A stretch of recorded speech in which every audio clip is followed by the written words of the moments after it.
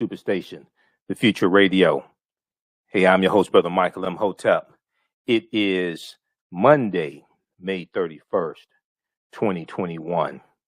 It is Memorial Day. Hope everybody's doing well today.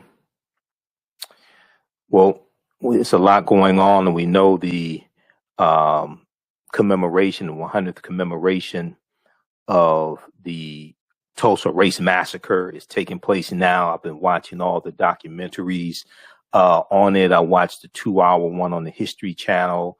I watched it 3 times, actually, and recorded it. Also, I watched the one on CNN as well. It came on CNN Monday.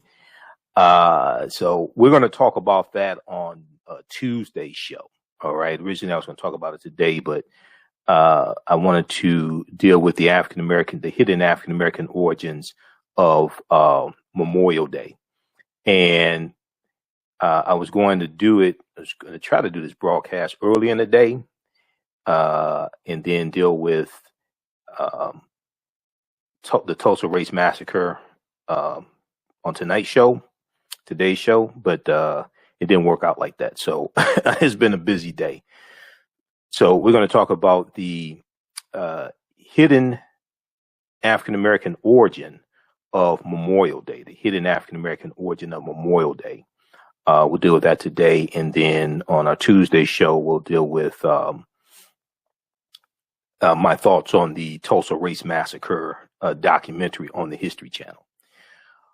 All right. So a lot of people have been seeing information about the hidden African American origins of Memorial Day going back to 1865, May 1st, 1865. So we're going to deal with some of that history. We're going to talk about also Decoration Day, May 30th, 1868. We'll deal with that as well. And we're going to deal with some Civil War history also. Okay.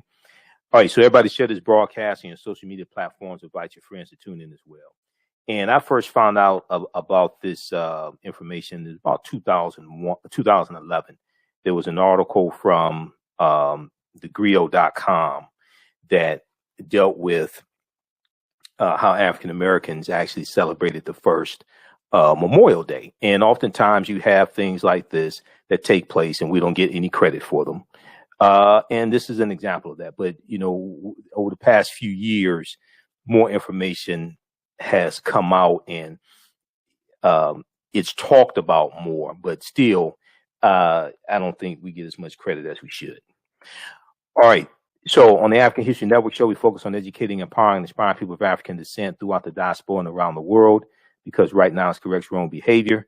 What you do for yourself, what you do to yourself, and what you allow other people to do to you and get away with is based upon what you think about yourself. What you think about yourself is based upon what you have been taught about yourself. What you've been taught about yourself is based upon everything you've read, heard, and seen about yourself. So when you control the radius of a man or woman's thoughts, you can control the circumference of his or her actions, because the mind can't do or teach what it doesn't know.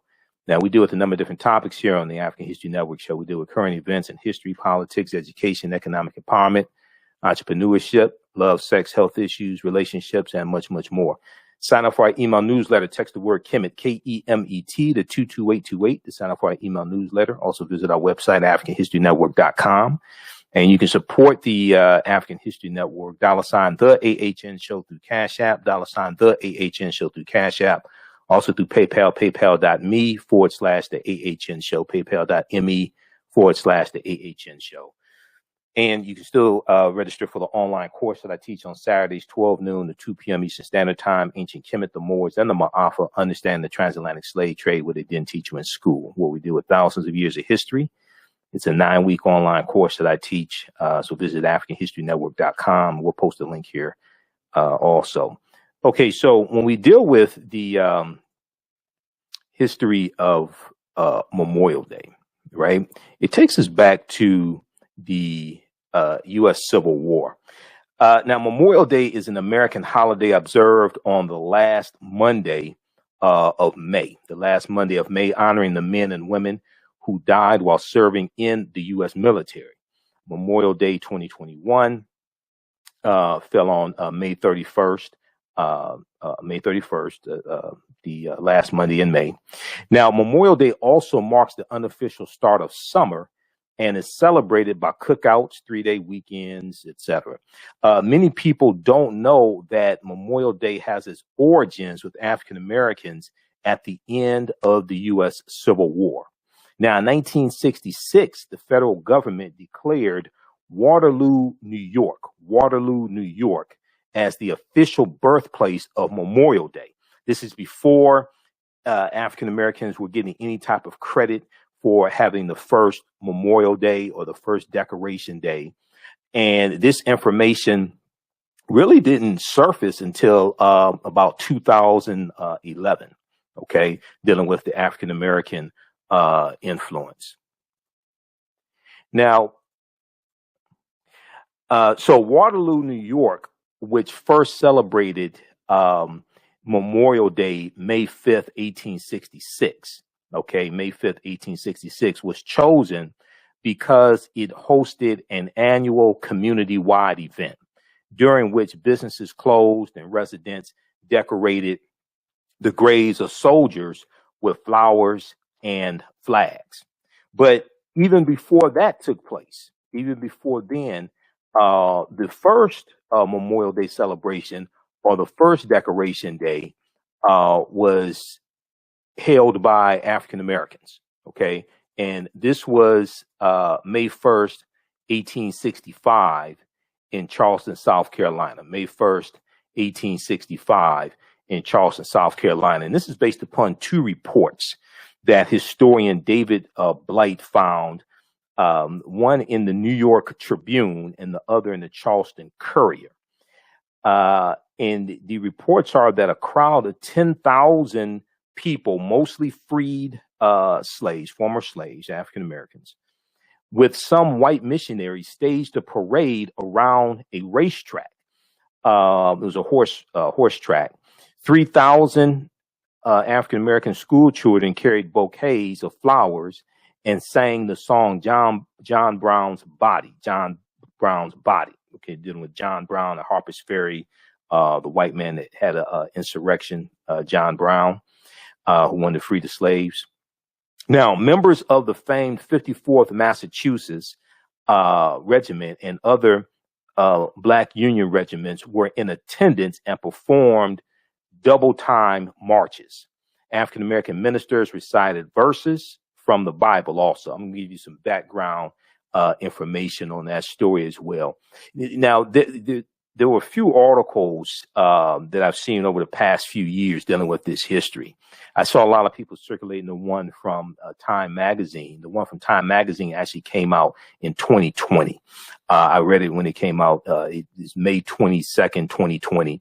And it's the Overlooked Black History of Memorial Day. The Overlooked Black History of Memorial Day.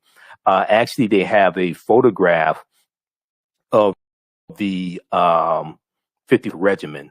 Was it in here? The 50th Regiment? Okay, no, it's the one from history.com. Actually has a picture of the 54th Regiment. I'll show you that one. There's also one from history.com, the official website of the History Channel. One of the earliest Memorial Days was held by freed African Americans. One of the earliest Memorial Days was held by freed African Americans. And we'll flip over to this one also here. Okay.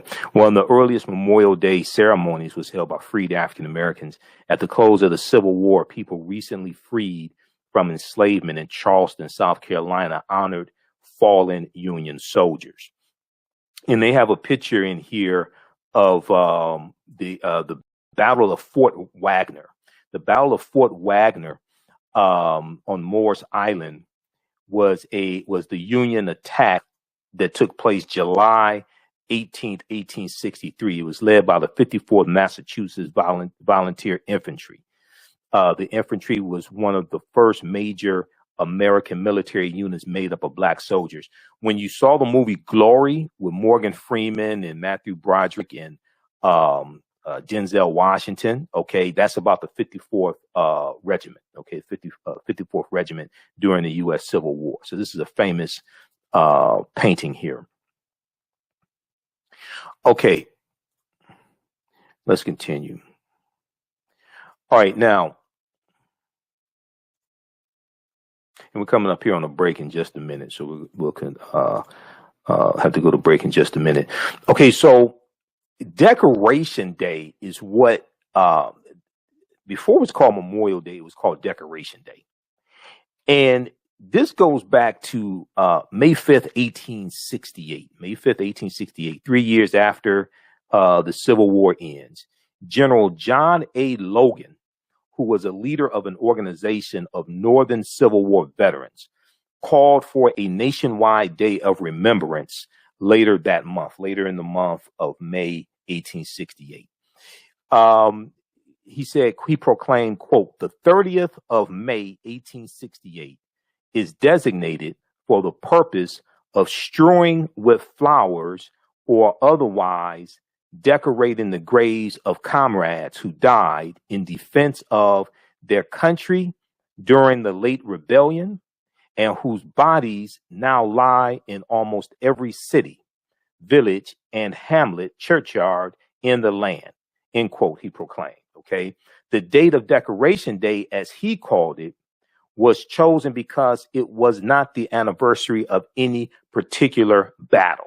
Okay. So for a long time, the celebration that African Americans had at the horse race track, May 1st, 1865, for a long time, that was overlooked. Okay. And we weren't given any, as a lot of other things, we weren't given any credit for having the first Decoration Day, or what people would call the first Memorial Day. Okay. That just went unnoticed. All right. We're coming up here on the break. We're going to continue this on the other side of the break. Listen to the African History Network show right here on 910 AM Superstation, the Future Radio. I'm Michael Imhotep. We'll be back in a few minutes. Welcome back to the African History Network show right here on 910 AM, the Superstation, the Future Radio. I'm your host, Brother Michael Imhotep. It is Monday, May 31st, 2021, Memorial Day. We're talking about the hidden African American origins, the hidden African American origin of Memorial Day. And this goes back to May 1st, 1865. You've heard me talk about this before. I know more people are talking about it now. I saw some social media posts, and people are circulating the information that actually comes from the Time magazine article called The Overlooked Black History of Memorial Day. That Time magazine article came out May 22nd, 2020. Okay. And I actually did a broadcast 2 years ago. It's on YouTube where we dealt with the African American origins of Memorial Day also as well. All right. I want to go back to this article here. And the call-in number is 313-778-7600. If you have a quick question or comment, 313-778-7600. I want to remind you, you can still register for the online course that I teach on Saturdays, 12 noon to 2 p.m. Eastern Standard Time, Ancient Kemet, the Moors, and the Ma'afa, Understanding the Transatlantic Slave Trade, what they didn't teach you in school. So we deal with thousands of years of history, and we deal with what led to the transatlantic slave trade taking place.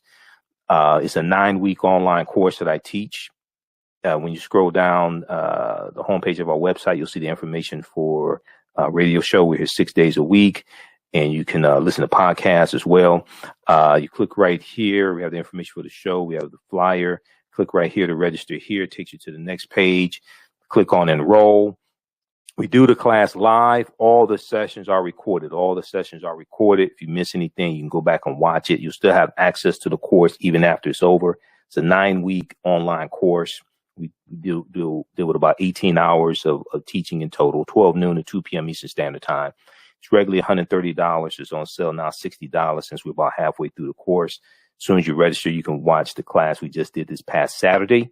Also, you can watch the class where archaeologist Nubia Wardford did the presentation for our class dealing with the origin of ancient Kush and the African queens of antiquity. Okay, so we dealt with some ancient African history as well. All right, we're going to post a link here or visit our website, AfricanHistoryNetwork.com. ancient Kemet, the Moors, and the Ma'afa understand the transatlantic slave trade, what they didn't teach you in school.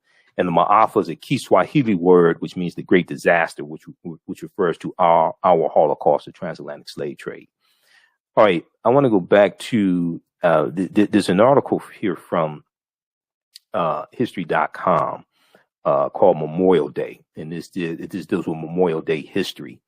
And I'm also referencing my notes. I have 6 pages of notes on the history of Memorial Day, because I've dealt with this previous year. So I'm referencing my notes at the same time. Right before the break, we talked about how on May 5th, 1868, General John A. Logan, leader of an organization for Northern Civil War veterans, called for a nationwide day of remembrance later that month, later May 1868. Now, this is just 3 years after the Civil War ended, and I'm going to give you, we're going to deal with some Civil War history also in just a minute to recap this, because you have to understand some Civil War history to understand what takes place during Reconstruction. Now, the 30th of May, 1868, he said, is designated for the purpose of strewing with flowers or otherwise decorating the graves of comrades who died in defense of their country during the late rebellion, and whose bodies now lie in almost every city, village, and hamlet, churchyard in the land, he proclaimed. Okay, so the date of Decoration Day, as he called it, was chosen because it was not the anniversary of any particular battle. It was not the anniversary of any particular battle. Now, on the first Decoration Day, or what white people acknowledged as the first Decoration Day, General James Garfield made a speech at Arlington National Cemetery, and 5,000 participants decorated the graves of the 20,000 Civil War soldiers buried there. All right. Now, originally, Memorial Day just dealt with the soldiers that died in the Civil War, because this is before World War I, before World War II, etc. Now it acknowledges all people, all soldiers who have died in the various wars, not just the Civil War. Okay. All right. Now, many northern states held similar commemorative events and reprised the tradition in subsequent years. By 1890, each one had made Decoration Day an official state holiday. By 1890, each state had made Decoration Day an official state holiday. Southern states, on the other hand, continued to honor the dead on separate days until after World War I. Okay, until after World War I. And I want to go back to this picture here of the 54th Regiment. Where's that one? Let me pull this up here just a second. Okay. 54th Massachusetts Regiment, July 1863. Okay, let's continue here.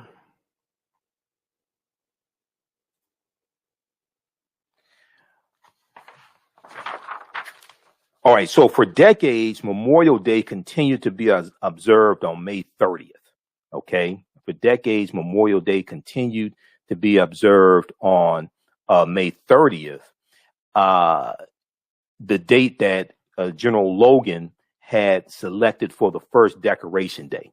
But in 1968, the U.S. Congress passed what's known as the Uniform Monday Holiday Act, the Uniform Monday Holiday Act, which established Memorial Day as the last Monday in May in order to create a 3-day weekend for federal employees. Okay, so this is how it goes from Memorial Day goes from being celebrated on May 30th to the last day in May.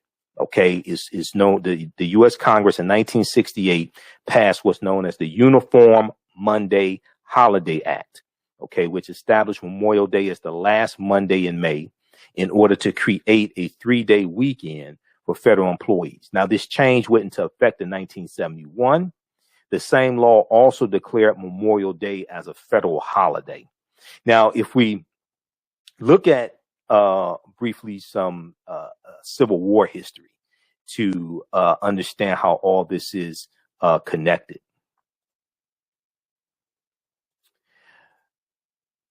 Rather, when we look at Abraham Lincoln becoming president-elect in early November, November 3rd, right about November 3rd, 1860. Okay, Abraham Lincoln becoming president-elect.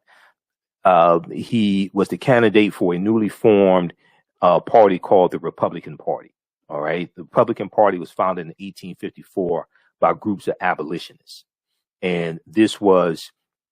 The Republican Party was founded as a result of what's known as the Kansas-Nebraska Act of 1854.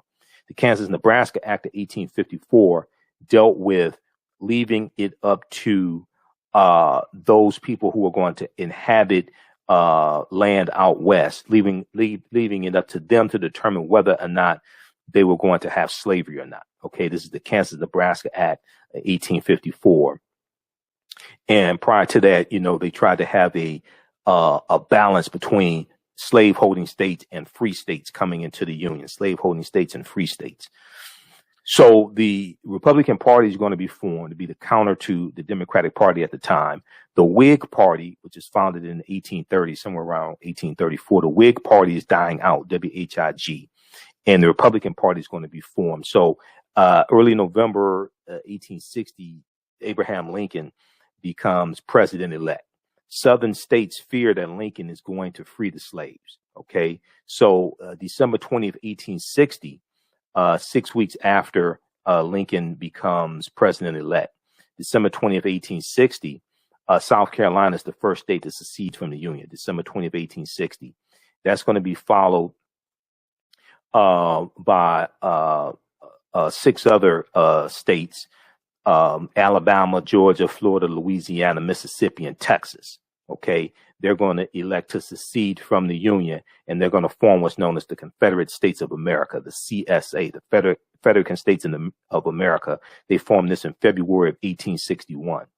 Now, the Confederacy is going to elect Jefferson Davis, who was a former Secretary of War and a hero of the Mexican-American War of 1846 to 1848. And, I just did a couple weeks ago, we did a show dealing with the history of slavery and the Mexican-American War and showing the relationship between the Mexican-American War and slavery. And that's Mexican-American War is 1846 to 1848. And we know that the year before the Mexican-American War started, Texas was admitted into the Union as a slaveholding state. Okay. And so you have Texas being admitted into the Union as a slaveholding state. You have Texas winning their independence from Mexico in 1836. And also you have the Texas Rangers, who are going to start right about 1836. They're going to start as bounty hunters who are hired by slave owners in Texas to go into Mexico and capture runaway slaves, because a lot of enslaved Africans will run away to Mexico because Mexico is free territory. We talked about the Southern Underground Railroad going into Mexico. All right. So all this history, we have to understand the chronology of this history. You're going to have what's known as the Compromise of 1850, which comprised of 5 congressional bills. One of those bills dealt with the Fugitive Slave Act of 1850, which allowed authorities up north to deputize white people to hunt down runaway slaves run away from the South, even though the North was free territory. And they could capture them, take them back into, return them to their masters, take them back into the Southern territory. So because of the Fugitive Slave Act of 1850, and you see this depicted in the movie in the movie Harriet, the Fugitive Slave Act of 1850. Because of that, that's going to cause more runaway slaves to go into Canada. And this is going to galvanize abolitionist forces again, even more so, the Fugitive Slave Act of 1850. Then you have Harriet Beecher Stowe, who writes the book Uncle Tom's Cabin in 1852, which is based upon the life of a runaway slave from Maryland named Josiah Henson. And Josiah Henson runs away with his family. They go into Canada. They run away on the Underground Railroad. They go into Canada. He becomes a Methodist minister and an educator and works on the Underground Railroad. Helps runaway slaves. He writes his autobiography. Harriet Beecher Stowe reads it, and she patterns the fictitious character of Uncle Tom after the real life man named Josiah Henson. All right. There's an episode of The Jeffersons that deals with the real Uncle Tom and Josiah Henson. And you have Louise Jefferson's cousin, I think it is, who's a butler. And he reads books in the white man he works for has a library in his home, and he reads books. And he schools George and Lionel on who the real Uncle Tom is. Okay, Josiah Henson. All right, so you have this taking place. That's 1852. The book Uncle Tom's Cabin comes out. It becomes an international bestseller. Sells 300,000 copies its first year. It exposes America to the real horrors of slavery, and it becomes banned in the state of Maryland. It becomes banned in the state of Maryland, where Josiah Henson is from. 1854, the Kansas-Nebraska Act of 1854 takes place. Later in 1854, also the Republican Party is going to be founded. All right, and then their candidate, November 1860, is going to win the presidency, Abraham Lincoln. Southern states think that Lincoln is going to free the slaves, so they start seceding from the Union. When you read their statements of secession, they tell you that slavery is essential to their way of life and essential to their wealth. Okay, so they're going to secede from the Union to maintain slavery and maintain their way of life and maintain their wealth. All right, they didn't do all this for states' rights. They did this for the right to maintain slavery, because they fear Lincoln is going to free their slaves, and they have billions of dollars invested in slaves. This is tied to their wealth. Okay, so let's continue here. So they're going to elect Jefferson Davis, white supremacist slave owner Jefferson Davis from Mississippi, as their president, okay, of the Confederacy. And they began organizing an independent government modeled after the U.S. Constitution, with caveats guaranteeing slavery. And on April 12th, 1861, at Fort Sumter in South Carolina, the Confederacy began fighting to assert its independence when Confederate troops fired on Fort Sumter in Charleston, South Carolina, the Charleston, South Carolina harbor. Now, soon after this, the states Arkansas, North Carolina, Tennessee, and Virginia are going to join the Confederacy as well. So in the Civil War, you're going to have 620,000 soldiers who are killed, approximately 2.4 million served. Somewhere around 186,000 or so. Some sources say 200,000 African Americans are going to serve in the U.S. Civil War as well. Okay, and if you read the article from, let me see, if we look at the one dealing with, which one is this? From the, okay, we look at the one, the earliest Memorial Day, dealing with African Americans, from history.com. You have that one. They have some good information in there. And then also, let's pull up the one from the other one from history.com dealing with the history of Memorial Day. Let me see. I think they have this in here as well. Just a second. I want to pull this up. Okay.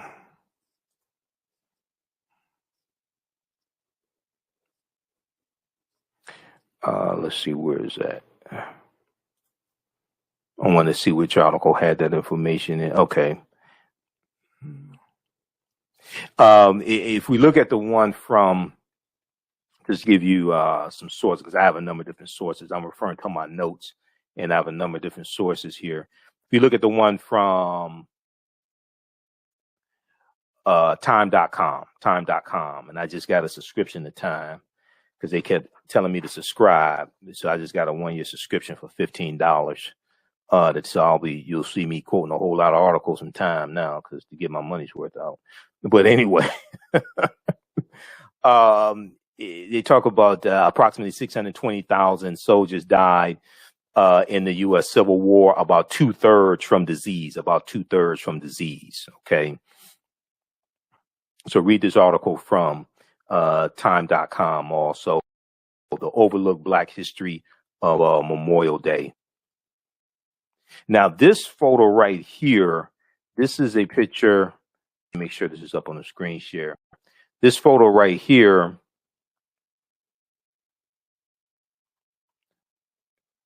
just a second, there's a clip playing. This photo right here is from April 1865. It's a photo of the graves of Union soldiers buried at the race course turned Confederate prison, where historians believe the earliest Memorial Day ceremony took place, okay, in May 1st, 1865. They believe it took place there. This photo right here. All right, let's continue.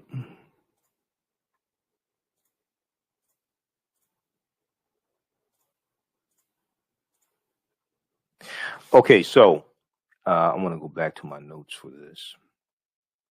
So, yes, 620,000 killed in the U.S. Civil War, about 2.4 million served. And General Joseph E. Johnston handed over the last Confederate Army to General William T. Sherman near Durham, North Carolina on April 26, 1865. So the Civil War is coming to an end. Now, Harvard University, David Blight, historian from Yale University, was in a Harvard University library doing research for a book called Reunion and Race. And this was in about 1996, when he stumbled upon a box containing the paperwork of he stumbled upon a box containing the paperwork of a Union Veterans organization and a folder labeled First Decoration Day. Now, this information found there led him to South Carolina's former Washington Racecourse and Jockey Club. Okay, Washington Racecourse and Jockey Club, which was a prestigious horse racing track that was turned into a prison for Union soldiers. All right, so the Confederacy is going to hold Union soldiers at this racetrack turned prison. Okay, and you're going to see this take place during the Civil War. They have to find places to hold prisoners. Okay, Union troops, Confederate troops, they have to find places to hold prisoners. So they have to have these makeshift prisons. All right. And then I want to flip over here to the article from history.com. One of the earliest Memorial Day ceremonies was held by free African Americans.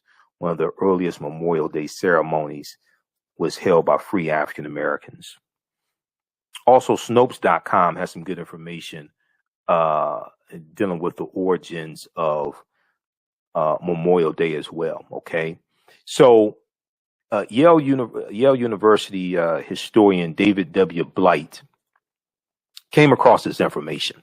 Okay, and he said there was a file labeled First Decoration Day, and inside on a piece of cardboard was a narrative handwritten by an old veteran, plus a date referencing an article in the New York Tribune. The narrative told the essence of the story that I ended up telling in my book of this march on the racetrack in 1865. So the racetrack in question, and here's a picture of it, the clubhouse at the Charleston racetrack where the 1865 Memorial Day events took place. Okay. The racetrack in question was the Washington Race Course and Jockey Club in Charleston, South Carolina. In the late stages of the U.S. Civil War, the Confederate Army transformed the formerly posh country club into a makeshift prison for Union captives. More than 260 Union soldiers died from exposure while being held in the racetrack's open air infield. Okay. And the actual numbers here, in one source shows at least 257 died. Okay. Because I've been researching this for some time. One source says at least 257 died of exposure. So their bodies were hastily buried in a mass grave behind the grandstands. Okay. The bodies were hastily buried behind a mass grave behind the grandstand, in a mass grave behind the grandstands. Now, some 28 African-American workmen went to the site, reburied the Union dead properly, and built a fence, built a high fence around the cemetery. They whitewashed the fence and built an archway over an entrance. They whitewashed the fence and built an archway over an entrance on which they inscribed the words "Martyrs of the Race Course." Martyrs of the Race Course. Then the African-American Charlestonians, in cooperation with white missionaries, teachers, staged an unforgettable parade of 10,000 people on the slaveholders' race course. Now, if you, and this account, David Blight found in two sources, the New York Tribune and the Charleston Courier, as we talked about at the beginning of this broadcast. If you go back and watch the broadcast I did earlier this month, dealing with the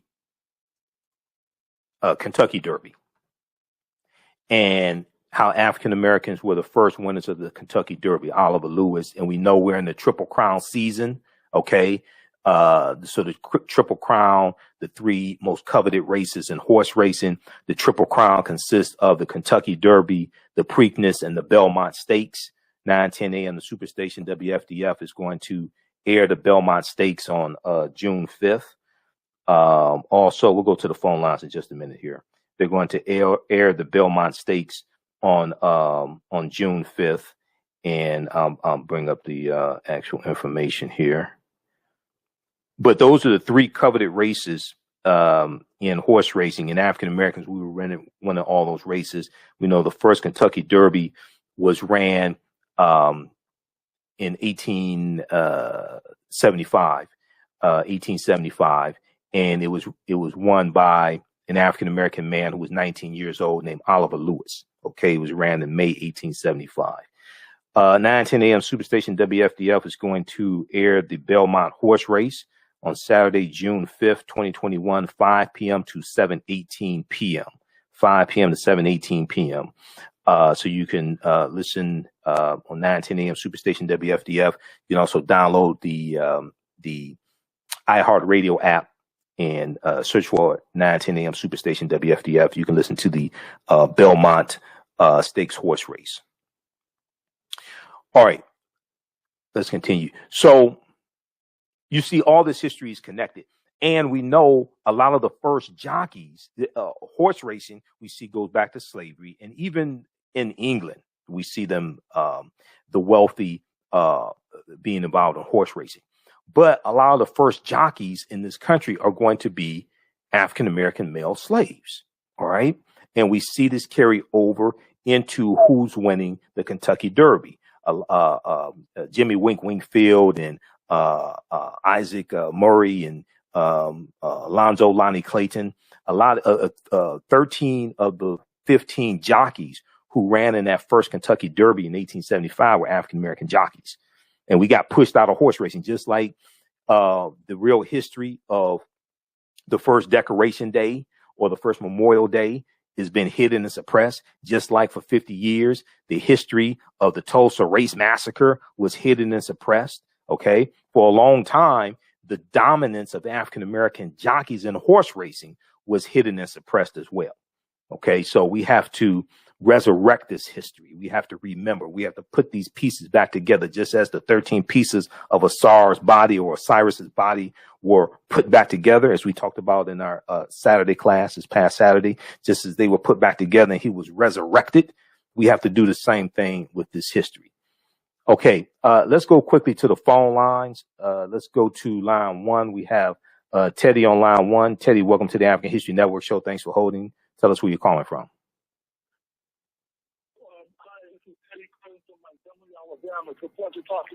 Oh, you come from Montgomery, Alabama. Okay.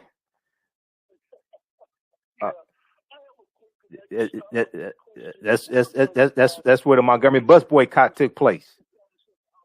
But go ahead. What'd you say? When did it become established as a holiday? Well, we see it.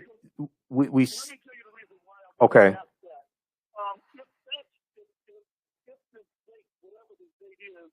Before 1921, could we infer that there was a Memorial Day at the time of the Tulsa race riot of May 31st, 1921, which I kind of scantily looked up, which was on a Tuesday. So with the activity, the kind of type of activity and destruction that was caused in Tulsa, and because that was at or around a holiday time, could you say then that you had people coming from all parts of surrounding Tulsa to contribute to the destruction because of this day? I mean, it's interesting because today we have Memorial Day.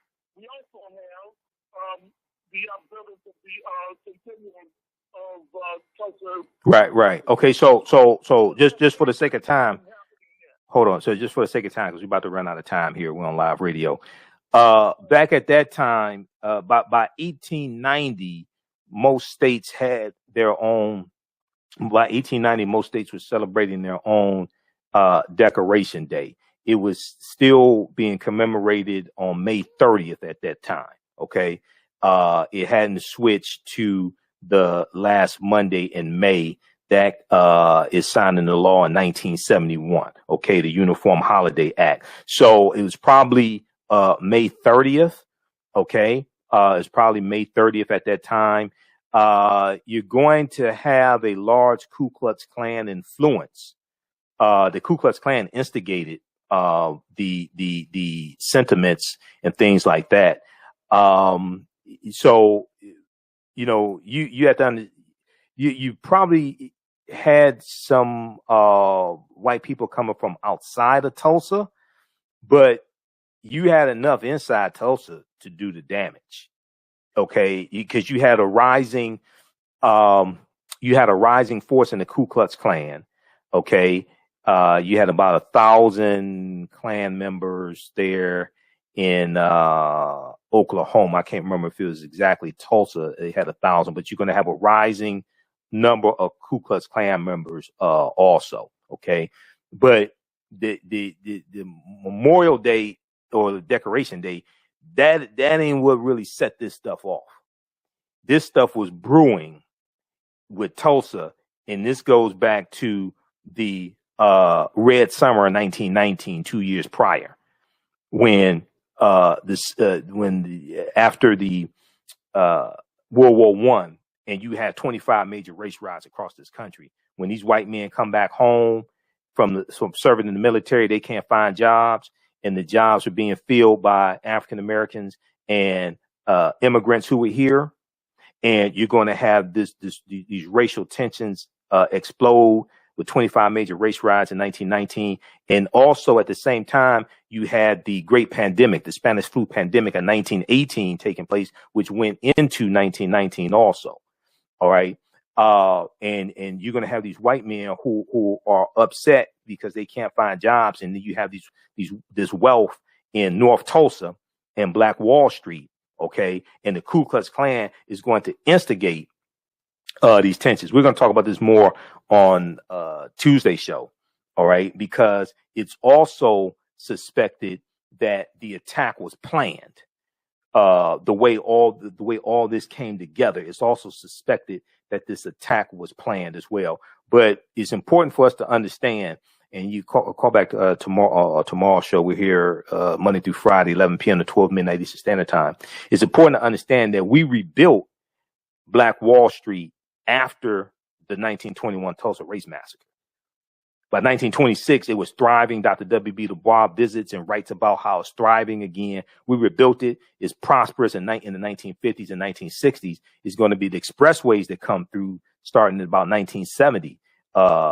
Interstate 244 and US 75 freeway. They're going to come through and wipe out businesses.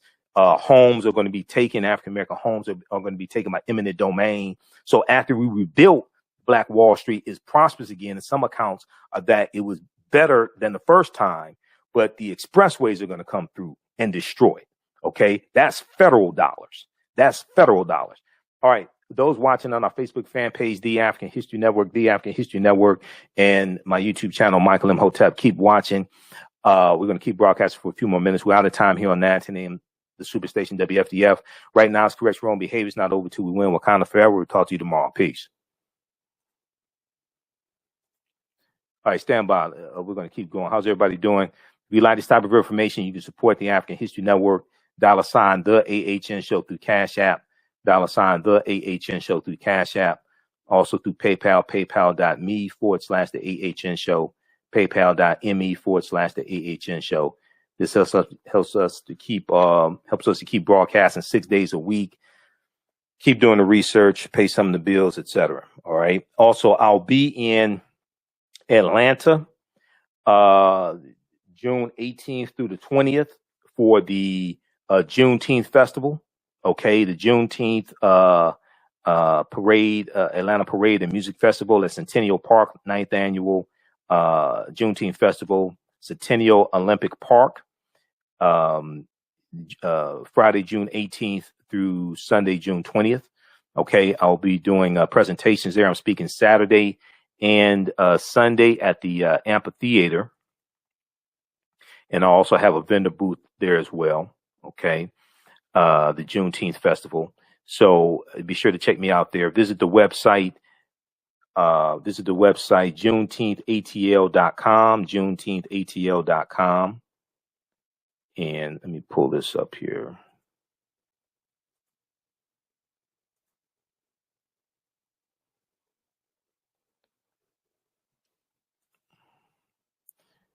Let me go over to this just a second. Yeah, visit the website, JuneteenthATL.com, for more information. They're going to have headliners and national speakers. They usually have about 100+ vendors, African-American vendors, Caribbean vendors, African vendors there. I talked to Bob Johnson, the organizer, not Bob Johnson for BET, but another Bob Johnson.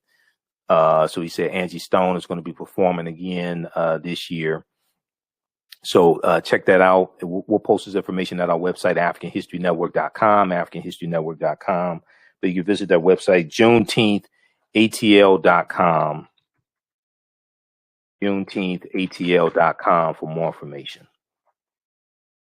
All right, and it's also free. It's a free event, free and open to the public. Be sure to come out and support African-American vendors, African-American businesses. Also, look out for the African History Network there as well. All right, let's continue. Okay, everybody share this broadcast on your social media platforms. Invite your friends to tune in.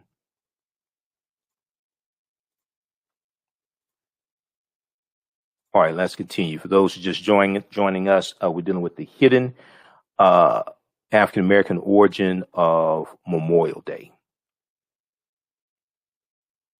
So we see the clubhouse at the race course where Union soldiers were killed. This is in 1865 in Charleston, South Carolina.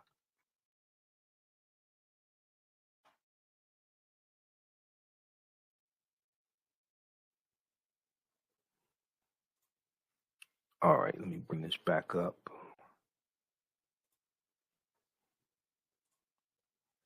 Okay, so let's continue.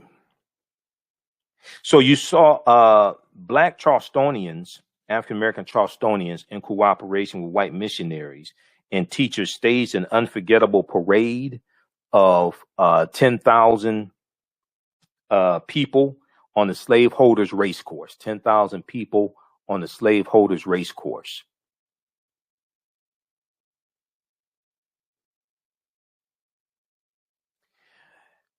And you have to understand there was probably a great sense of pride for these African Americans to be able to do this on their former slaveholders race course, because the race course was a symbol of wealth of the aristocracy. It was a symbol of Southern wealth. Okay.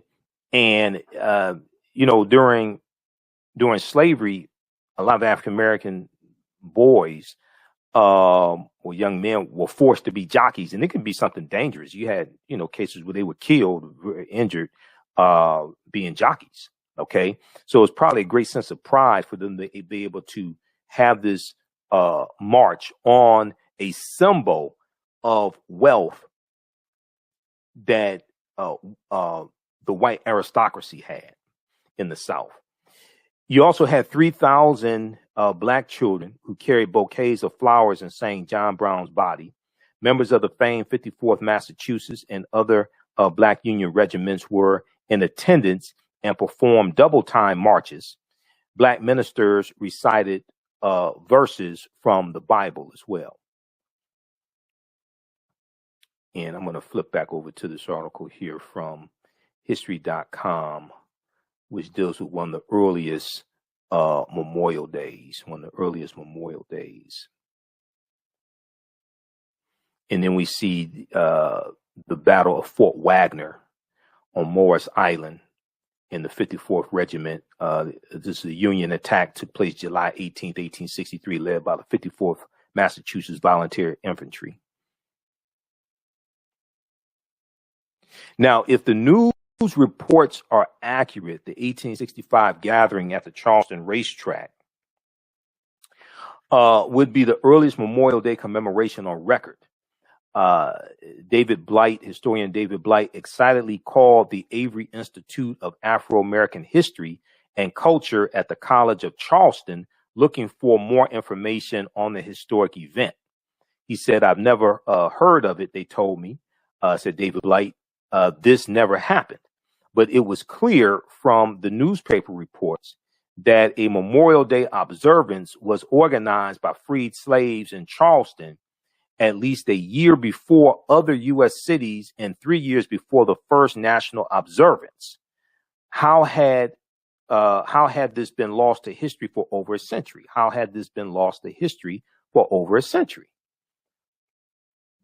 David Blight said this was a story that had really been suppressed both in the local memory and certainly the national memory. But nobody who had witnessed it could ever have forgotten it. Nobody who had witnessed it could ever have forgotten it. Now, David Blight kept digging for more information, but the only other mention he found of the racetrack event was in a 1916 correspondence sent from a women's Civil War Historical Society in New Orleans to its sister chapel in Charleston, South Carolina, asking about a big parade of freed slaves on a horse track at the end of the war. Quote, "I regret that I was unable to gather any official information in answer to this," wrote the Charleston Society's president. "I regret that I was unable to gather any official information in answer to this." Now, David Blight said that's such a telling statement. The woman who wrote the letter may not have known about it, but the fact that she didn't tells the story. Okay, so there appears to be a concerted effort to suppress this history. It appears there was a concerted effort to suppress this history. Now, I'm referring to my notes here because I have 6 pages of notes, and I'm citing different sources. So after 50 years after the Civil War ended, someone at the United Daughters of the Confederacy asked the Ladies Memorial Association of Charleston to confirm that May 1st, 1865 tribute occurred, and received a reply from S.C. Beckwith, the initials S.C. Beckwith. Quote, I regret that I was unable to gather any official information in answer to this, end quote. So this is who responded to David Blight, okay? S.C. Beckwith. Now, whether Beckwith actually knew about the tribute or not, David Blight argues the exchange illustrates, quote, how white Charlestonians suppressed from memory this founding, end quote. And let me, okay, I think that's from the Time magazine article. Hold on, just bear with me, because I have like 4 or 5 different sources. I have 6 pages of notes, and it's typed up. Okay, I have 6 pages of notes dealing with this history. So I want to go to the actual citation for this to show you this here. So just bear with me here for a minute. This would be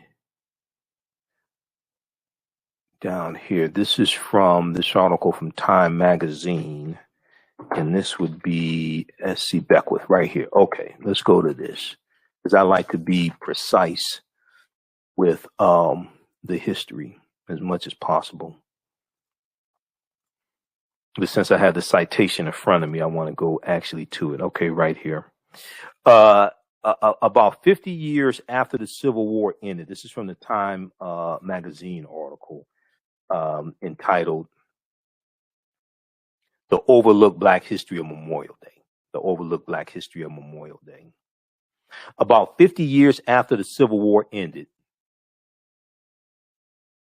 someone at the United Daughters of the Confederacy asked the Ladies Memorial Association of Charleston, South Carolina, to confirm that the May 1st, 1865 tribute occurred, and received a reply from one S.C. Beckwith. S.C. Beckwith. Quote, I regret that I was unable to gather any official information in answer to this, end quote. Now, whether S.C. Beckwith actually knew about the tribute or not, David Blight, historian David Blight from Yale University, argues the exchange illustrates, quote, how white Charlestonians suppressed from memory this founding. How white Charlestonians suppressed from memory this founding.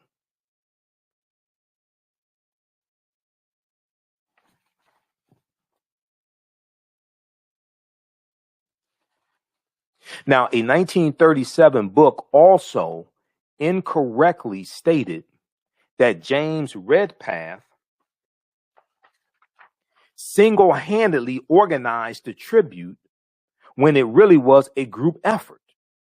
So it appears, they're just jacking the history and just giving one white man credit for what many African Americans did.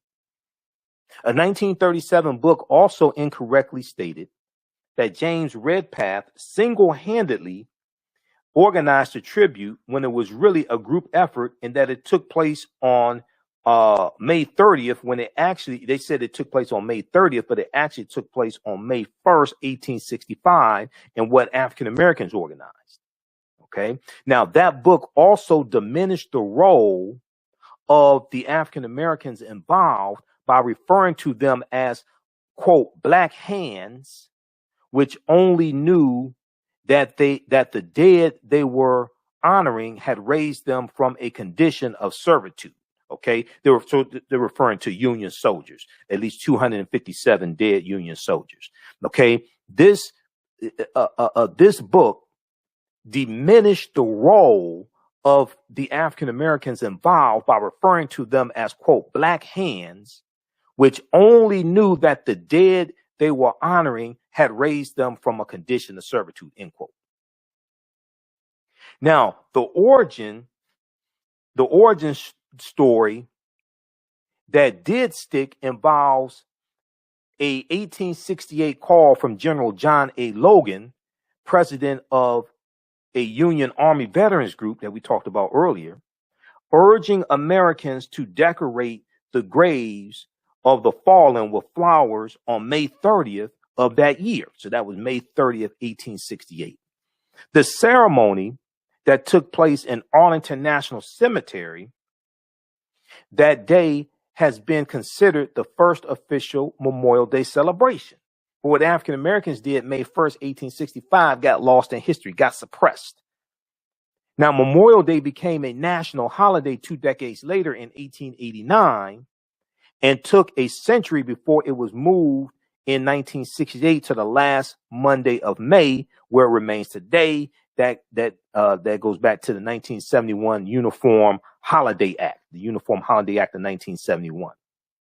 According to historian David Blight, Hampton Park, named after Confederate General Wade Hampton, replaced the gravesite at the Martyrs of the Race Course, and the graves were re-entered in the 1880s at a national cemetery in Beaufort, South Carolina.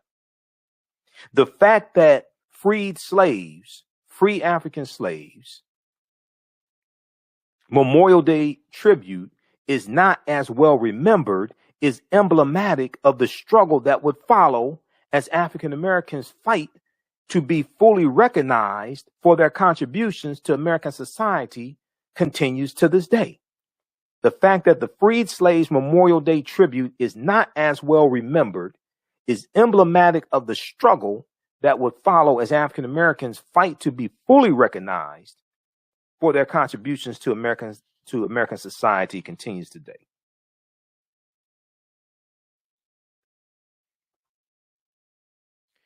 All right. So we have that history, and that's from time.com. I'm looking through my sources. I'm looking through the rest of my notes here. Okay, so we basically got that. We got that. Martyrs of the Race Course. We got that.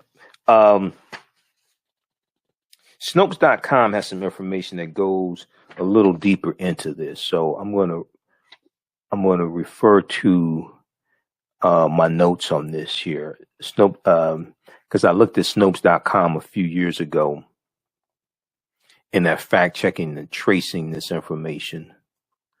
So we're going to go, I'm going to flip over to that.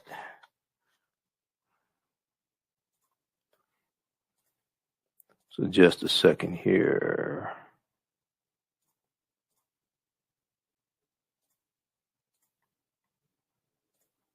All right. How's everybody doing? Everybody share this broadcast on your social media platforms. Invite your friends to tune in as well.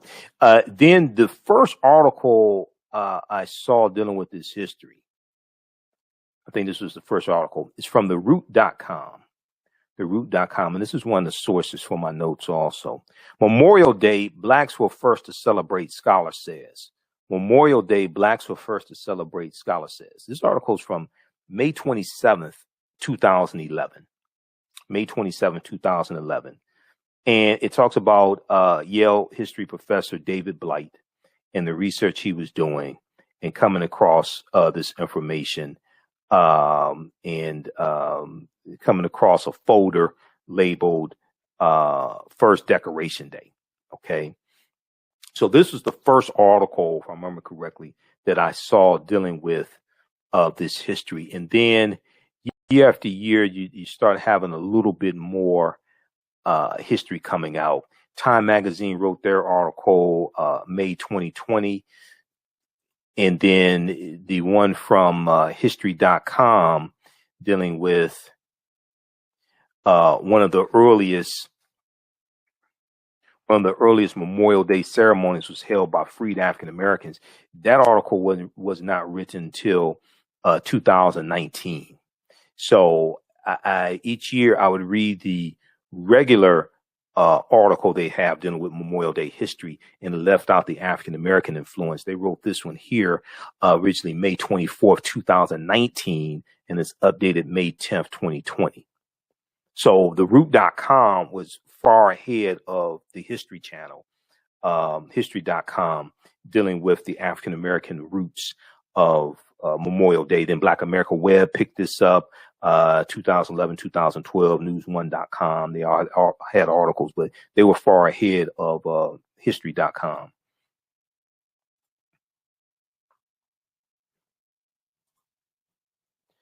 Okay, let me flip back over here to my notes for just a second. I want to get through the rest of this. So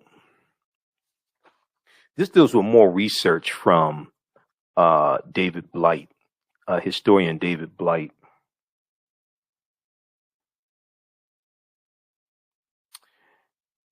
Let's see here. So this deals with the first Decoration Day, May 1st, 1865 in South Carolina.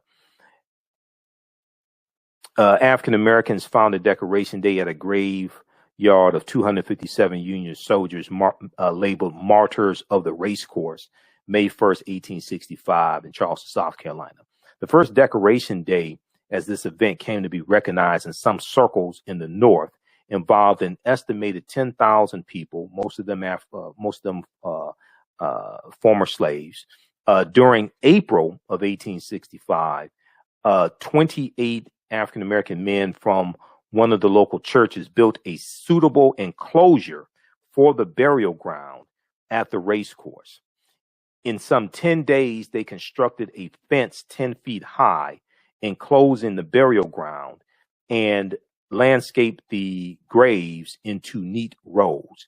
And I want to go back to that picture of the photo of the graves. And I think we have it. That's the racetrack. The article from Time magazine shows the graves here.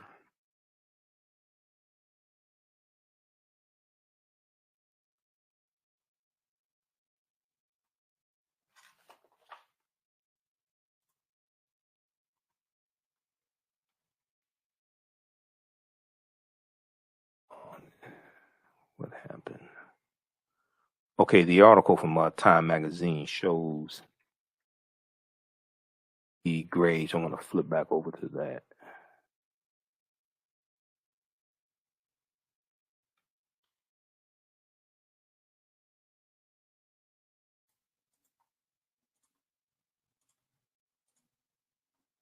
Okay.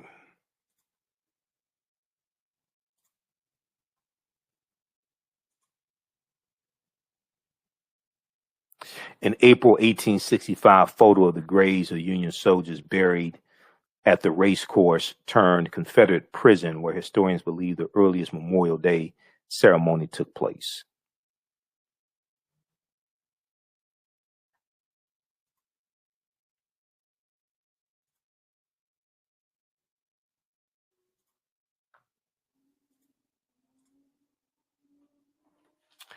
All right, so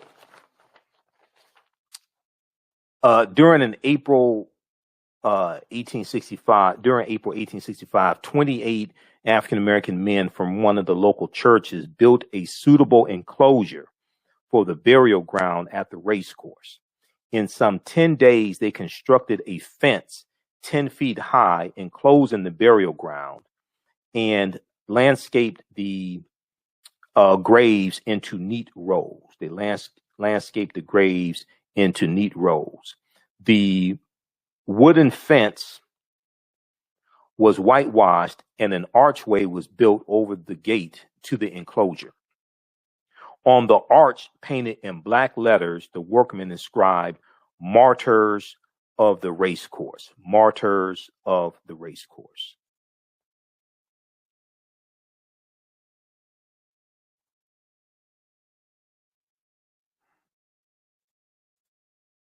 Now, at 9 o'clock, 9 a.m.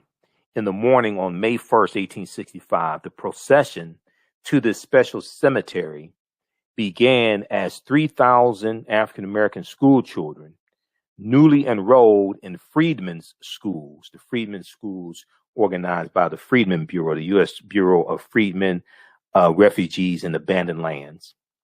They marched around the race course, each with an armload of roses and singing the song John Brown's Body, John Brown's Body. The children were followed by 300 African-American women representing the Patriotic Association, a group organized to distribute clothing and other goods among the freed people.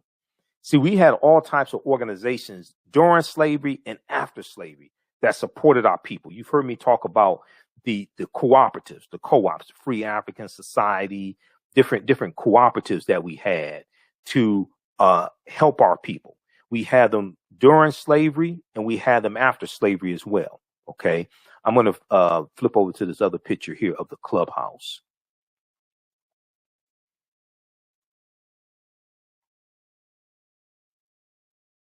Let's go to this one here.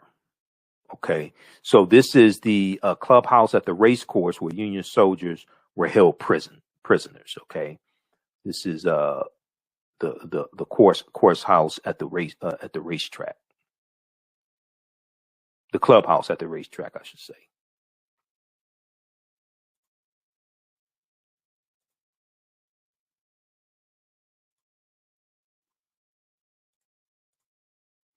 All right, so and I'm gonna grab Dr. Jessica Gordon Nembhard's book right here, Collective Courage, because this ties into the information of her book, Collective Courage, A History of African American Cooperative Economic Thought and Practice, Collective Courage by Dr. Jessica Gordon Nembhard, which deals with the history of these co-ops that we have, cooperative economics. Cooperative economics does not mean capitalism dressed up in red, black, and green. That's not cooperative economics. Okay, I'm not attacking capitalism. I'm just saying. See, one of the problems is that when you go study, even in Black Wall Street, the Greenwood District, we had cooperatives. We had cooperatives all throughout our history. Whether you're talking about the Colored Merchants Association, founded in about 1928, coming out of the National Negro Business League, founded by Booker T. Washington in about 1900. Whether you talk about the Colored Farmers Union, 1886 in Texas, it grew to have about 1.2 million members. Whether you talk about the Free African Society, going back to 1787, all these different cooperatives that we had, we were raising money to bury people. We were raising money during slavery. You had cooperatives that would raise money to buy people out of slavery, to buy people's freedoms, buy people's freedom. And the cooperatives, a lot of these organizations we formed, the members were part owners. One of the most popular type of cooperative is a credit union. In a credit union, the members who have accounts, bank accounts, things like this, credit union accounts, they're also part owners of the credit union. Okay. And one of the things that happened was that African Americans went to white business schools or went to business schools, possibly at an HBCU that taught white business principles. And we basically learned white capitalism, not cooperative economics.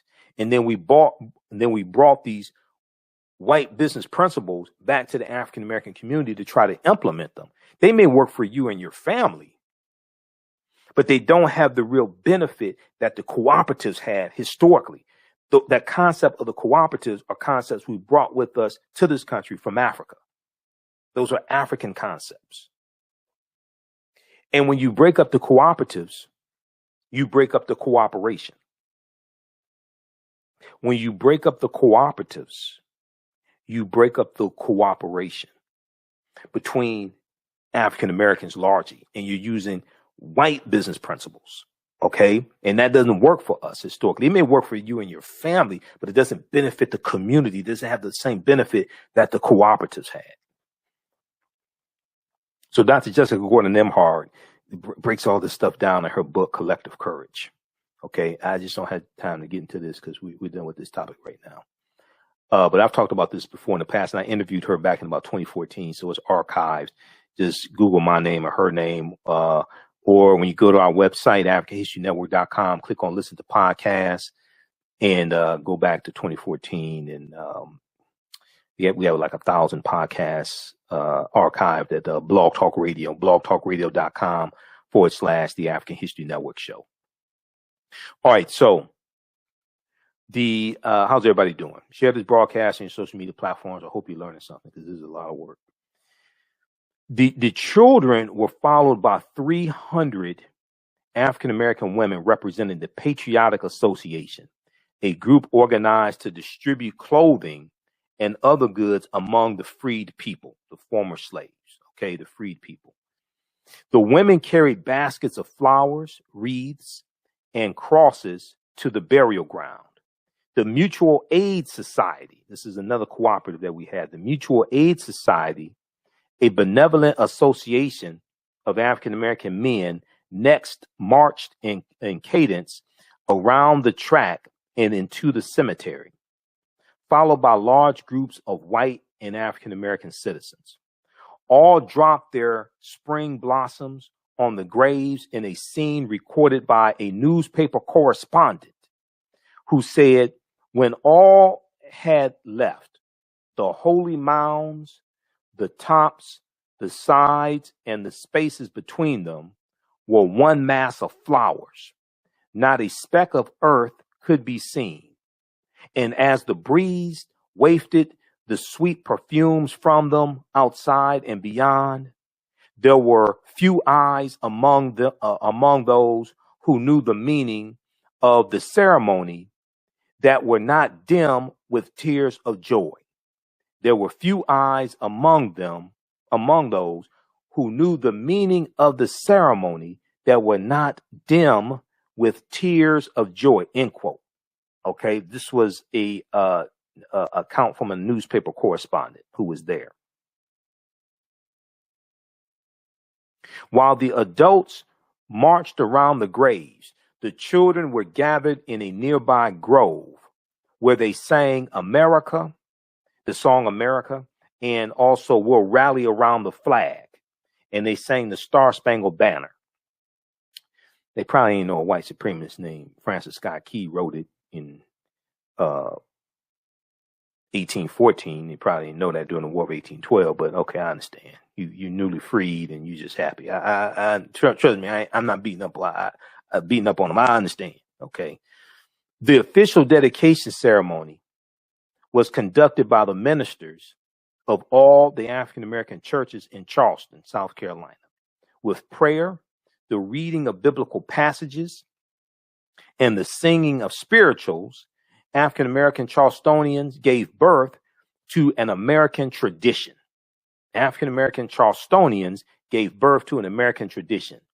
In so doing, they declared the meaning of the war in the most public way possible by their labor, their work, the Civil War, the U.S. Civil War.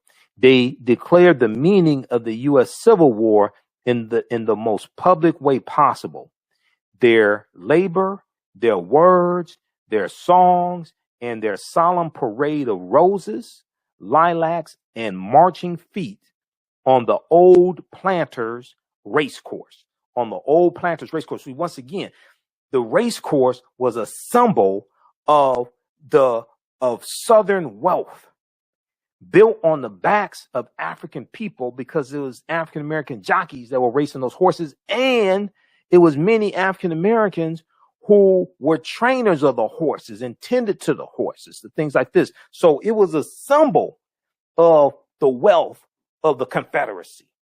Okay, so I can imagine the pride that they had to be able to march on the race course that was a symbol of the aristocracy, a symbol of the Confederacy, and this also symbolizing the defeat of the Confederacy as well, the defeat of their former slave masters. Now, after the dedication, the crowds gathered at the race course grandstand to hear some 30 speeches by Union officers local African American ministers and abolitionist missionaries. Picnics, where they say picnics, outings, cookouts ensued around the grounds, and in the afternoon, a full brigade of Union infantry, included colored troops, marched in double column around the martyrs' graves and held a drill on the infield of the race course. The war was over, and Memorial Day had been founded by African Americans in a ritual of remembrance and consecration. In a ritual of remembrance and consecration.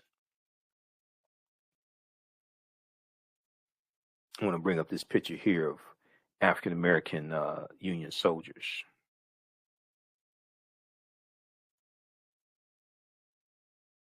Now, although contemporaneous accounts from the Charleston Daily Courier describe and document the 1865 ceremony that took place there, and the event was one of the earliest known observances similar to what we would now recognize as Memorial Day, whether it was truly the first ceremony and what influence, if any, it might have had on later observances are still a matter of contention. Professor Blight termed it the first Memorial Day, and appears to be the first Memorial Day. This was I forgot which year to see this from Snopes.com, but it appears to be this took place before the one in 1868, but it's not clear that the one May 1st, 1865 influenced the one in May 1868 that General Logan called for. It's not clear that there's a connection between the two, but the one in 1865 took place first. Professor David Blight termed it the first Memorial Day because it predated most of the other contenders, but he noted he has no evidence that it led to General Logan's call for a national holiday in 1868. Quote, I'm much more interested in the meaning that's being conveyed in that incredible ritual than who's first, end quote, David Blight said, historian David Blight said, but African Americans did it first, though. Okay. Now, when we look at the evolution of Memorial Day as Decoration Day gradually came to be known, originally honored only those who lost their lives while fighting in the Civil War. But during World War I, the United States found itself embroiled in another major conflict, and the holiday evolved to commemorate American military personnel who died in all wars, including World War II, the Vietnam War, the Korean War, and the wars in Iraq and Afghanistan. For decades, Memorial Day continued to be observed on May 30th, the date that General Logan had selected for the first Decoration Day. But as I said, in 1968, Congress passed what's known as the Uniform Monday Holiday Act, which established Memorial Day as the last Monday in May in order to create a 3-day weekend for federal employees. The change went into effect in 1971. The same law also declared Memorial Day as a federal holiday. When we look at Memorial Day traditions, we see cities and towns across the United States, host Memorial Day parades each year, often incorporating military personnel and members of veterans organizations. Some of the largest parades take place in Chicago, New York, and Washington, D.C. Americans also observe Memorial Day by visiting cemeteries and memorials. On a less somber note, many people throw parties and barbecues on the holiday, perhaps because it unofficially marks the beginning of summer. And we know a lot of people were traveling this weekend. I was at the cemetery today to visit the grave sites of my aunt and my uncle who passed away the past few years. So that is a history of the hidden African-American origins of Memorial Day, the hidden African-American origin of Memorial Day. All right, so there's something else that we created that we only recently started getting credit for. But this ties it to how this history is suppressed as well. We saw the history of the Tulsa Race Massacre was suppressed for at least 50 years. People were threatened for trying to do research. The white Tulsa newspaper for decades did not write about it. Okay, so this is why this history is so important. You know, people's history and culture teaches them how to deal with the problems of the past, in the present, and the future to meet the needs of the community. And we also know historical events don't take place in a vacuum. They are the culmination of a sequence of events that take place that lead up to a larger event happening as well. All right, be sure to register for the online course that I teach on Saturdays, Ancient Kemet, the Moors, and the Ma'afa, Understanding the Transatlantic Slave Trade, what they didn't teach you in school. Ancient Kemet, the Moors, and the Ma'afa, Understanding the Transatlantic Slave Trade, what they didn't teach you in school. It's a 9-week online course that I teach. We deal with thousands of years of history, and we deal with what led up to the transatlantic slave trade taking place. I do the class live. All the sessions are recorded, so you can go back and watch it over and over again. If you miss anything, you still have access to the course even after the course is over. So we do it Saturdays, 12 noon to 2 p.m. Eastern Standard Time. We just posted a link here. You can register for it as soon as so when you scroll down our website, you'll see the information here for the online course. Click here to register here. It's on sale, $60, regularly $130, so it's like 54% off. Click right here to enroll. As soon as you enroll, you can start watching the course content. You can watch this past Saturday's class also. And you can watch the class that we did with Sister Nubia Wardford, who's an archaeologist. We dealt with the origins of ancient Kush and African queens of antiquity. We dealt with that a couple Saturdays ago. So I do a PowerPoint presentation. We have book references, articles, video clips. It's a ton of information. Okay. You don't have to buy any of these books to follow along in class, but you can, if you want to get them for your personal library, that's fine. Also at our website, AfricanHistoryNetwork.com, we have the DVD lecture and digital download of my 2.5-hour lecture I've done dealing with the history of Black Wall Street. I did this in 2014, Black Wall Street from Destruction to the Resurrection of Economic Empowerment. Black Wall Street from Destruction to the Resurrection of Economic Empowerment. It's a 2.5-hour lecture I've done dealing with the history of Black Wall Street in Tulsa, Oklahoma. I deal with a timeline of history also leading up to the attack in 1921. And I deal with the founding of Tulsa, Creek Indians, about 1854, because this ties into the history of the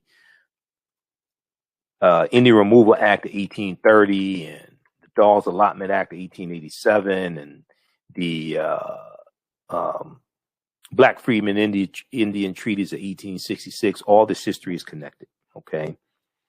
So I'm going to post a link here. We have that on sale as well. And then all my lectures are available at our website, AfricanHistoryNetwork.com, AfricanHistoryNetwork.com. We have bundle packs also. This is Black Wall Street from Destruction to the Resurrection of Economic Empowerment.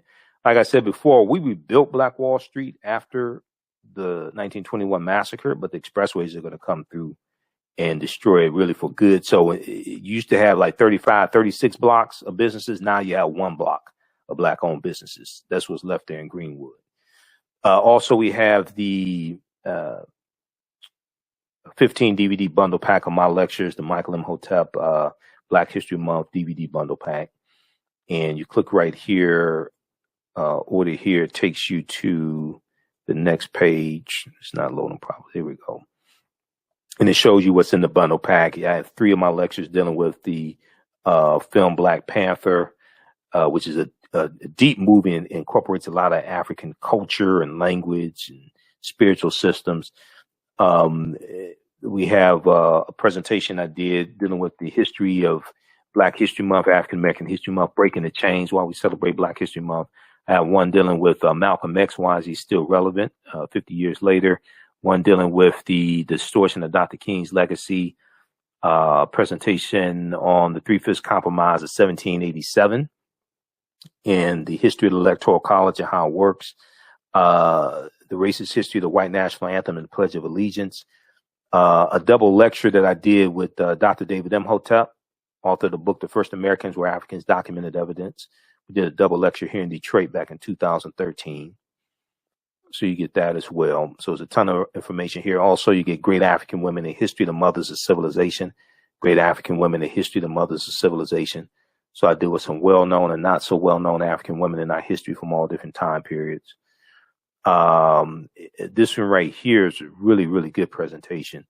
African American resistance in the era of Donald Trump, voter suppression, reparations, and how elections have consequences. I deal with so much in that presentation. Also, this one here, Ancient Kemet, the winter solstice, and the history of Christmas. So I deal with the pre-Christian origins of Christmas. It takes us back to ancient Kemet, ancient Egypt. We deal with the winter solstice festivals that took place on or around December 25th. Also, so that's a 3-hour presentation dealing with the history of Christmas. So that's at our website, AfricanHistoryNetwork.com also. And then this 6 DVD bundle pack, Black Migration 1619 and 2019. We have this in a DVD and digital download format. So this one, I deal with the history of Juneteenth, the real history of Juneteenth. That's a 3-hour presentation. Also, we have Black Migration 1619 to 2019. Black Migration 1619 to 2019. We deal with that 400th year anniversary of 1619. I deal with the Red Summer 1919. There's a lot of information there. This presentation here, African Americans, ancient Africans in America before Native Americans, Columbus, or slavery. And let me see which one. Let's go back here. You can probably see it better. Then there's a 3-hour presentation that deals with the little known history of why African Americans switched from the Republican Party to the Democratic Party. And I deal with the Southern Strategy of 1928 called the Lily White Movement of 1928, which is an effort to push us out of the Republican Party. And we started slowly going over to the Democratic Party because they were more receptive to our issues, more receptive to our needs. So a lot of people don't know about the Lily White Movement in 1920. They think we switched over because of the Civil Rights Act of 64 and the Voting Rights Act of 65. 2/3 of African Americans had already switched over to the Democratic Party by 1960. 2/3 of us had already switched over. Okay. And so I deal with that history. That's a 3-hour presentation. This one here deals with when Black men dominated horse racing and how organized effort forced them out. This deals with the history of African American jockeys and how we used to dominate horse racing, win Kentucky derbies and things like this. And this one here, 6 principles of political self-defense, understanding how public policies and laws affect the economic conditions of African Americans. That's a deep presentation. There are actually 2 lectures on that. There are 2 lectures that you'll get there. Okay, so we posted that here, Black Migration 1619 to 2019. We have that in DVD format and digital download format. That's at AfricanHistoryNetwork.com. I have like 40 of my lectures there. Okay, and a lot of them we have in digital download format also. Okay, we got this one, Ancient Kemet, the Winter Solstice, and the History of Christmas. So this is all at AfricanHistoryNetwork.com, our website. Let me see, what was that? And and we're going to post this one here. This deals with I posted Black Migrations, and this is the 15 DVD bundle pack also here. Okay, posted that. Let me post Black Migrations, and we talked about why we switched over from the Republican Party to the Democratic Party. A lot of people are commenting on the post that I did a couple of days ago dealing with Malcolm X's speech, the Ballot of the Bullet. And let's see, let's pull this up here. Okay. as I've said before, Malcolm delivered the Ballot of the Bullet 3 times that I know of. March 29th, 1964, and April 3rd, 1964, and April 4th, 1964. April 3rd, 1964, Corey Methodist Baptist Church in Cleveland, Ohio. And April 4th, 1964, in Detroit, King Solomon's Baptist Church in Detroit. A lot of people quote Malcolm. I hear people quote the speech, but they haven't read the entire speech. And you have to study the trajectory of Malcolm's life to really understand the speech also, and what was taking place at that time as well.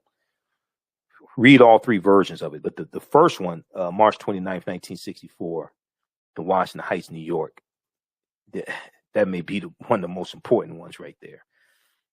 And then you have to read Malcolm's speech, By Any Means Necessary, June 28th,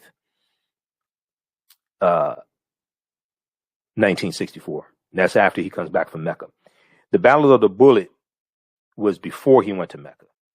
Okay, it's late March 64. And it's right after he officially separates from the Nation of Islam. He officially separates from the Nation of Islam March 8th, 1964. Okay. If we look at this here, I'm going to pull this up. We'll look at this briefly, then we have to get out of here. Number one, in the speech, Malcolm X uses the term African Americans.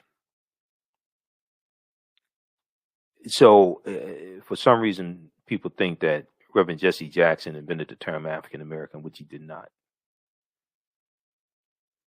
And I've said that before. I'm going to flip over here to this post that I did. You also have to read the book Martin Malcolm in America, A Dream or a Nightmare by James H. Cone to really, really understand this. Okay, so I did this post.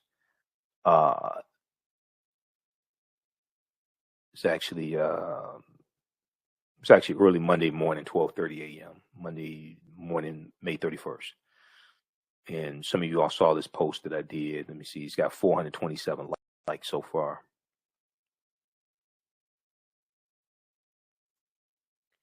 But I said, let me try to blow this up some more.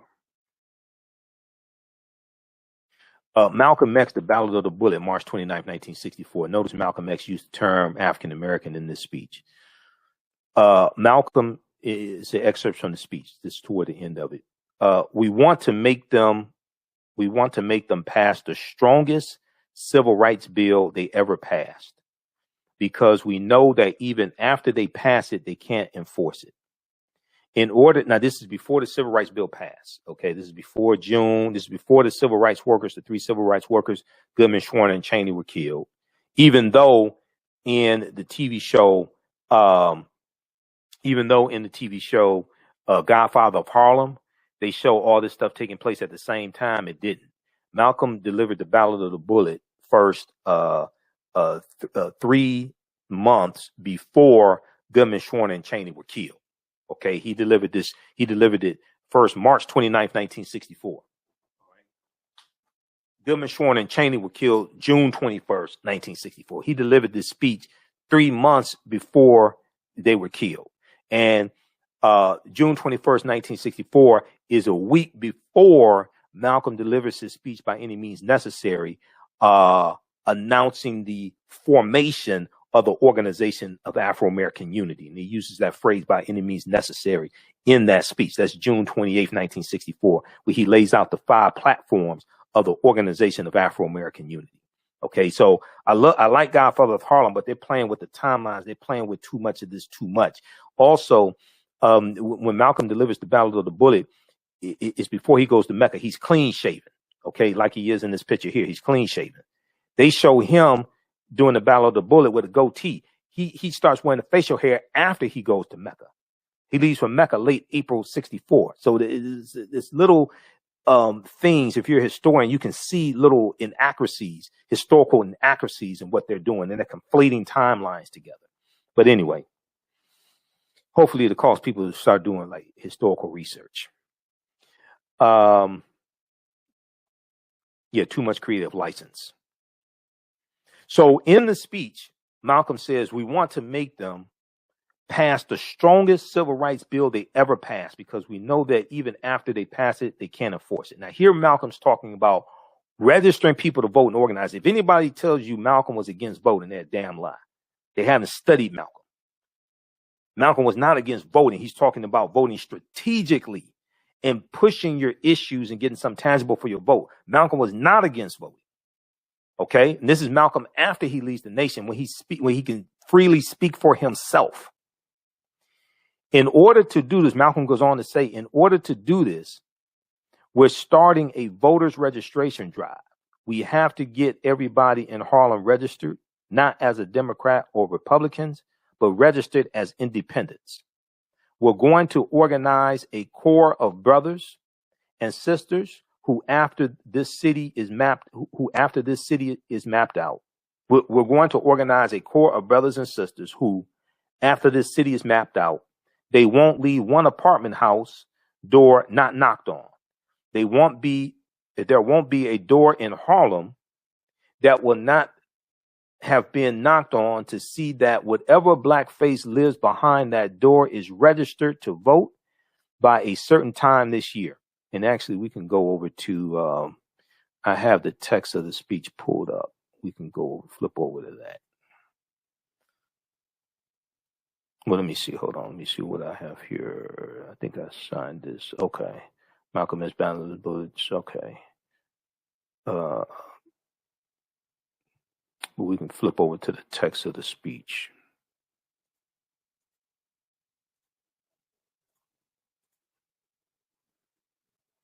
You scroll down. Last two paragraphs.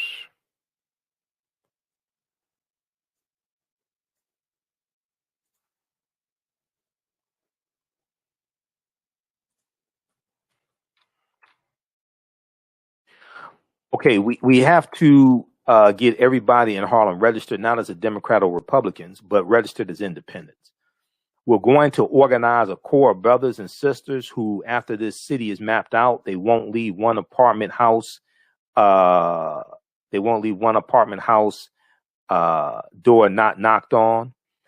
There won't be a door in Harlem that will not have been knocked on to see that whatever black face lives behind that door is registered to vote by a certain time this year.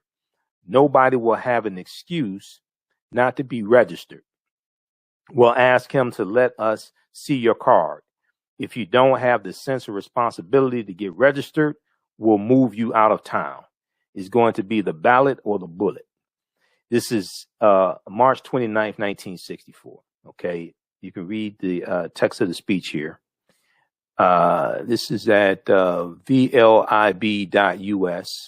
But you can just search for Malcolm X Ballot of the Bullet, March 29th, 1964. It'll come up. Okay, you can read the text of the speech.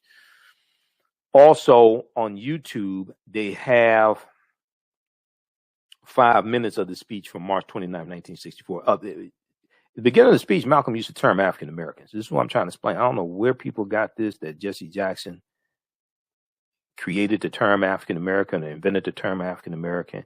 He reintroduced the term African American. We've talked about that before. Earliest recorded usage of the term African American dates back to May 15, 1782 in Philadelphia, Pennsylvania. New York Times has articles dealing with this. I don't know why people keep perpetuating this myth, like Willie Lynch. Willie Lynch never historically existed. People keep talking about the Willie Lynch letter of 1712. Willie Lynch never historically existed, and the letter's been proven to be a fraud. He used the term African Americans, so-called Negroes. He said one of the reasons that is bad for us to continue to just refer to ourselves as so-called Negroes, that's negative. Okay? When we say so-called Negro, that's pointing out what we weren't, what we aren't, but it isn't telling us what we are. We are Africans, and we happen to be in America. okay? We're not Americans. We're Africans who were formerly kidnapped, okay? Our forefathers weren't the Pilgrims. We didn't land on Plymouth Rock. The rock landed on us. Now, he's partly correct. Because, as we talked about here, and you've heard my interviews with Dr. David Imhotep, if you read the First Americans or Africans documented evidence, you know the African people are the original Americans. I understand what Malcolm was talking about. He's talking about the government, things like that. African people are the original Americans. We've been in this land at least 51,700 years before Native Americans came to existence. And when you go to the 1828 Noah Webster Dictionary and you look up the term American, it clearly tells you American referred to the Aboriginal or copper-colored races that were here before. This is who Europeans found when they got here, when they got to the Americas. The Aboriginal copper-colored races. Well, those were African people and Native Americans who were here when Europeans got here. So the term American originally did not refer to Europeans. It referred to who they found in the Americas when they got here. Well, who was that? So the original Americans are African people. Europeans are not the original Americans.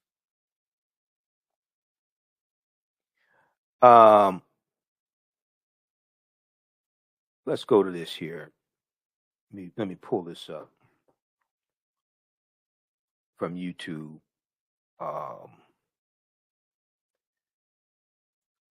Facebook may flag me, hopefully not, but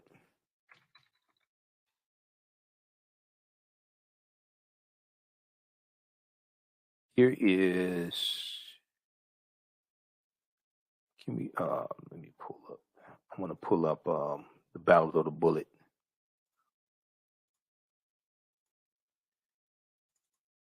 Because I found it on YouTube. It's about 5 minutes I found on YouTube. I was looking at it today. How's everybody doing watching us on YouTube as well? How you all like this type of information? African Americans, or so-called Negro. One of the reasons that it is bad for us to continue to just refer to ourselves as so-called Negro, that's negative. When we say so-called Negro, that's pointing out what we aren't, but it isn't telling us what we are. We are African, and we happen to be in America. We're not American. We are people who formerly were Africans who were kidnapped and brought to America.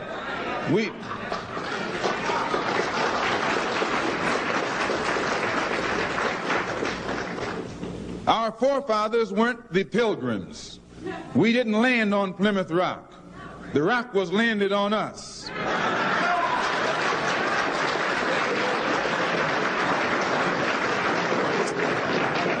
We were brought here against our will. We were not brought here to be made citizens. We were not brought here to enjoy the constitutional gifts that they speak so beautifully about today. And because we weren't brought here to be made citizens today, now that we've become awakened to some degree and we begin to ask for those things which they say are supposedly for Americans, they look upon us with hostility and unfriendliness. So our unwanted presence, the fact that we are unwanted, is becoming magnified in all of America's preachments today. In the United Nations, you have poor nations and rich nations. They say that the most powerful bloc in the UN are the African Asian bloc. These are the poor nations. Yet they carry more weight in this political body than the nations do who have all the money. Why? Because no matter how wealthy America is, she only has one vote. No matter how wealthy Russia is, she only has one vote. Whereas all the poor nations in Africa who have just emerged into independence, they have each a vote too. And they stick together and are able to outmaneuver the rich nations.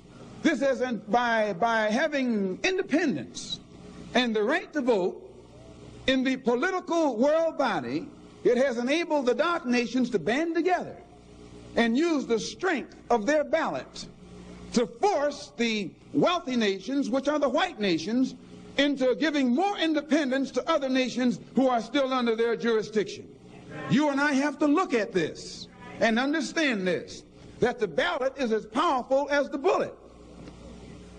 Now, if you and I leave it up to the moderate Negro leaders, they'll be able to trick it up and make the world think that they passed something that doesn't really mean anything. So what you and I have got to do is get involved. You and I have to be right there breathing down their throat. Every time they look over their shoulder, we want them to see us. We want to make them pass the strongest civil rights bill they've ever passed. Because we know even after they pass it, they can't enforce it.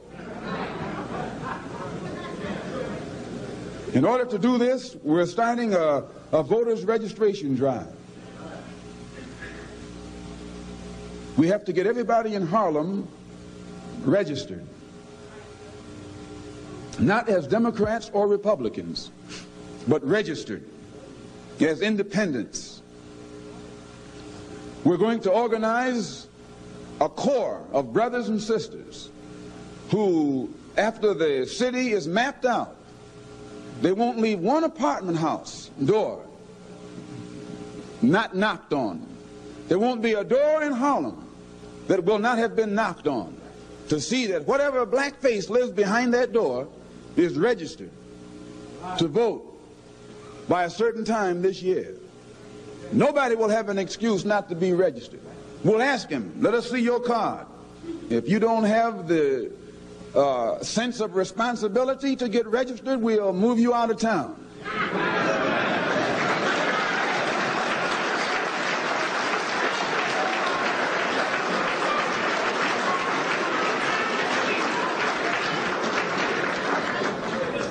It's going to be the ballot or the bullet.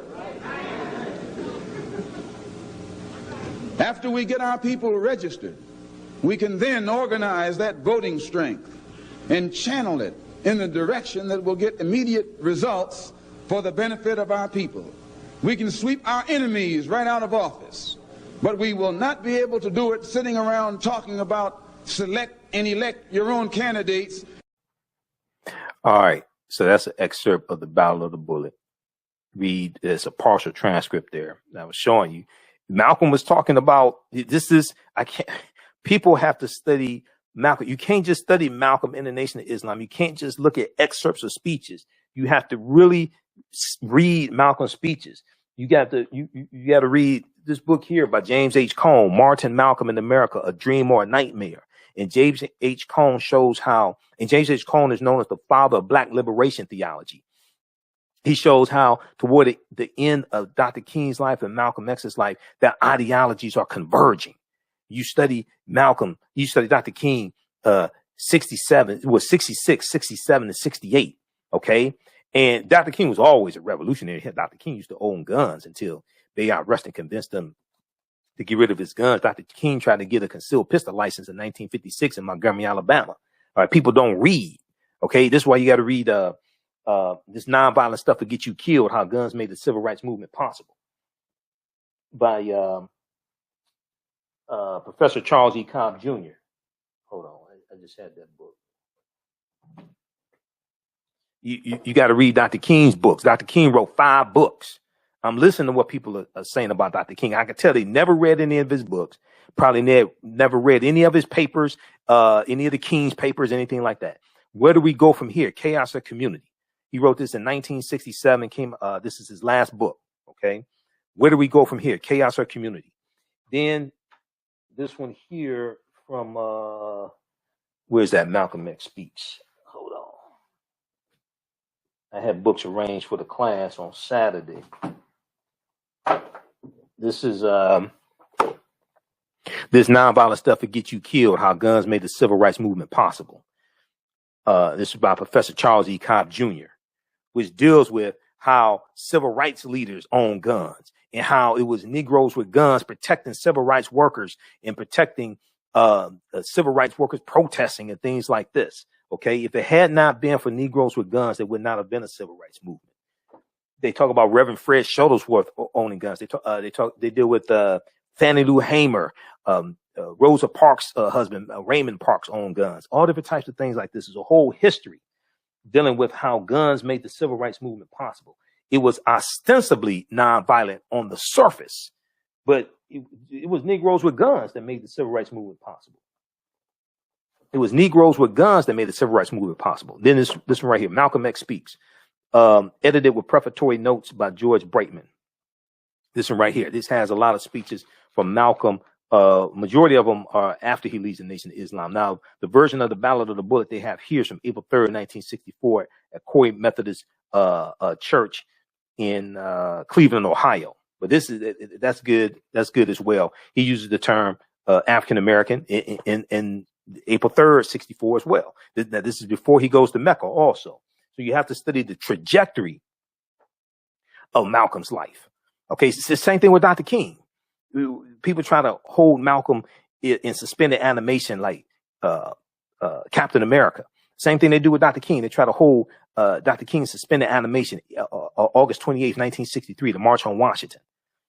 And don't even understand the speech that was originally called Normalcy Never Again. Then the speech was called A Canceled Check. And it's later, years later, going to be called I Have a Dream. That's not what the name of the speech was when he delivered it. And the speech is about dismantling white supremacy and dismantling white supremacy and racism and holding America accountable for a promissory note that they gave us 100 years prior in 1863 with the Emancipation Proclamation. Then when we take that promissory note to the bank, the deposit is marked insufficient funds. So we got to do this research. I'll talk about some of this in Atlanta at the Juneteenth Festival. I'm speaking there on Saturday, June 19th and Sunday, June 20th. Juneteenth Festival. Visit Juneteenth, JuneteenthATL.com, JuneteenthATL.com. All right, look, we have to get out of here. You can support the African History Network, $, the AHN Show through Cash App, $, the AHN Show through Cash App, also through PayPal, paypal.me/the AHN Show, paypal.me/the AHN Show. When you do it through Cash App, be sure to type in $, the AHN Show, SHOW. Okay. And